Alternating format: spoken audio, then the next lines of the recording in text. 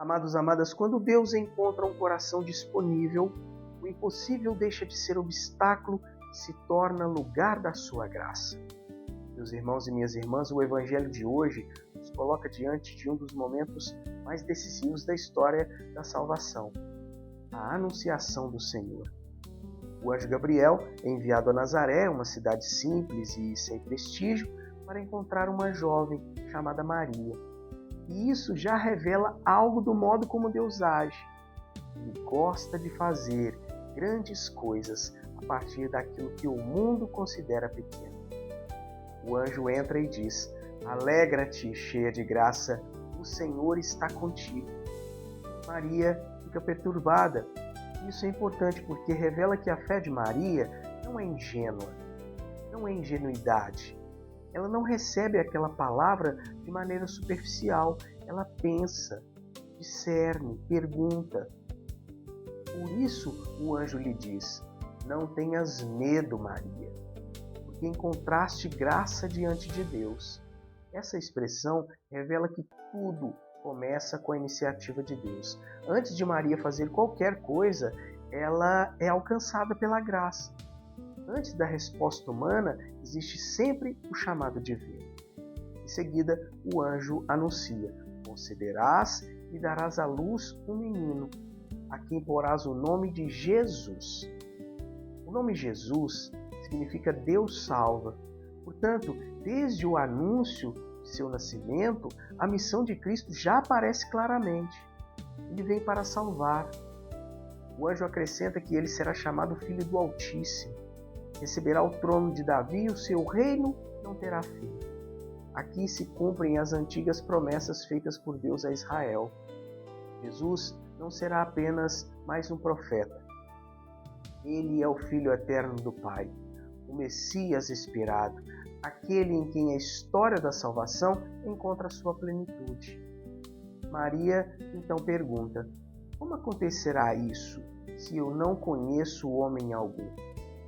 Entenda, meu irmão, minha irmã, a pergunta de Maria não nasce da incredulidade, ela nasce do discernimento.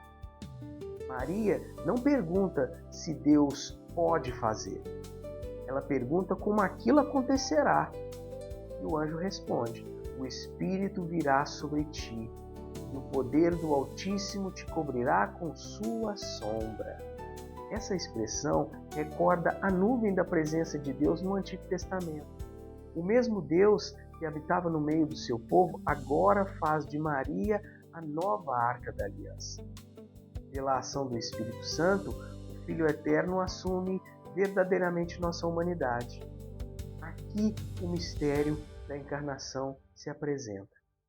Deus entra na nossa história, assume nossa carne e vem habitar entre nós. É por isso que a Igreja chama Maria de Mãe de Deus. Não porque ela seja origem da divindade, mas porque aquele que nasce dela é uma única pessoa, Jesus Cristo, verdadeiro Deus e verdadeiro homem. Então, o anjo oferece um sinal. Isabel, considerada estéril, também está grávida. E conclui com uma frase que atravessa toda a história da fé: "Para Deus, nada é impossível." Essa é uma grande promessa deste Evangelho. Mas entenda, isso não significa que Deus realizará tudo aquilo que imaginamos ou desejamos. Significa sim que nenhum limite humano pode impedir o cumprimento do seu plano quando Ele decide agir. O impossível para nós não é impossível para Deus. Mas o Evangelho chega ao seu ponto culminante na resposta de Maria: "Eis aqui a serva do Senhor, faça-se em mim segundo a tua palavra." Esse "faça-se" muda a história. Deus poderia ter realizado seu plano sem depender de ninguém, mas quis respeitar a liberdade humana. Maria, amados e amadas, não é instrumento passivo. Ela responde livremente. Fé e obediência. O seu sim abre espaço para que o Verbo se faça carne. E aqui então encontramos a ordem de Deus para nós hoje. Acolhei a palavra e respondei com fé. Deus continua entrando em nossa história, chamando, propondo, convidando, mas Ele não força a porta. Também nós precisamos dizer: faça-se em mim segundo a tua palavra.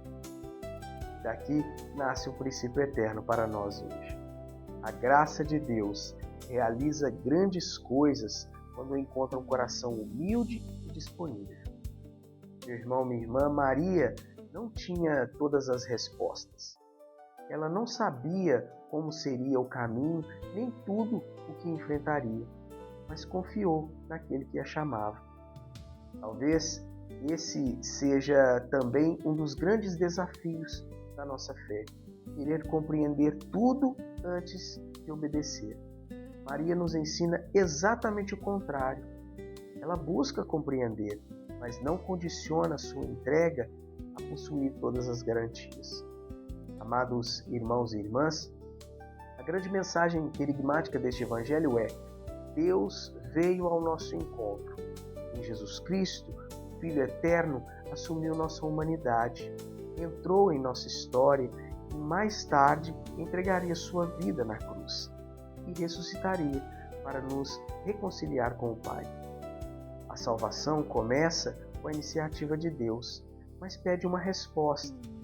Maria respondeu, e hoje a pergunta chega até nós: existe alguma palavra de Deus a qual eu ainda estou resistindo?